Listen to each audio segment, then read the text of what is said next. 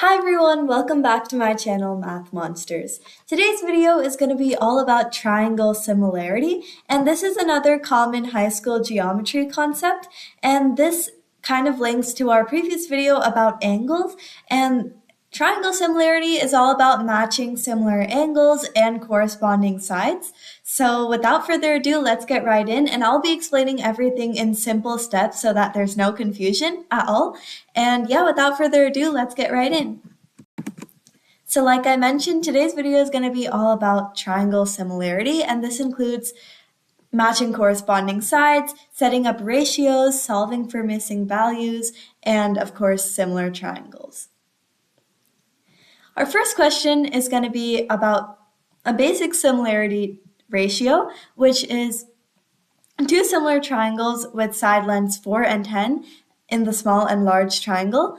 If another side in the small triangle is 6, what is the matching side in the large triangle? So here we're given two side lengths, and we want to figure out what the corresponding similar side to this triangle's side length 6 would be. And this will make more sense when we dive into our first step here. First, we want to find the scale factor, and the scale factor is basically how much the triangle increases or decreases to get to the next triangle. So here we have two similar triangles, which means that one triangle is basically the same as the other, except it's either smaller or larger. So the scale factor is basically how much that increase or decrease is.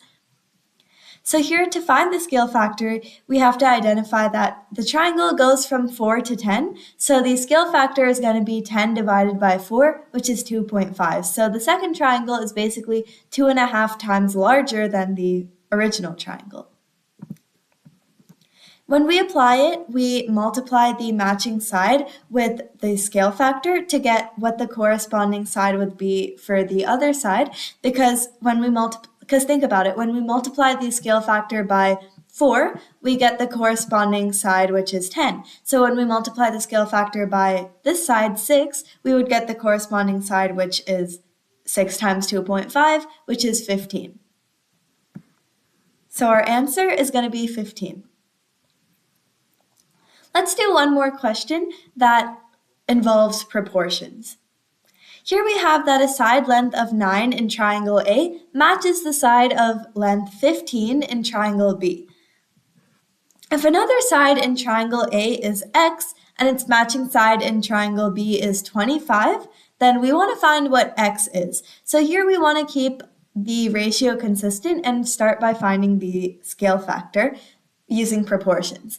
So first we use what we know about corresponding sides. We know that 9 is corresponding to 15. So 9 over 15 is going to be equal to x over 25 because x is in the small triangle and 25 is in the large triangle. So when we write it out, we write it as 9 over 15 is equal to x over 25. When we cross multiply, we get that 9 times 25 is equal to 15x. So 225 is 15x. And when we divide by 15 on both sides, we get that x is equal to 15. So that is going to be our answer. Let's try one more question where we're actually searching to find the missing scale factor. A small triangle has sides 3, 5, and 7, and a similar larger triangle has sides 6, 10, and y, and we want to figure out the length of side y. Here we want to realize what scale factor does to all the sides. So here we have 3, 5, and 7. Here we have 6, 10, and y. We can compare easily because 3 became 6 and 5 became 10. So the scale factor is 2 because 6 is 2 times 3 and 10 is 2 times 5.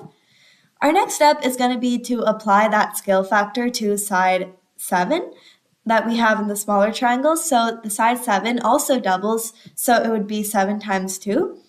7 times 2 is 14, meaning the missing side y is going to be 14. That is our answer.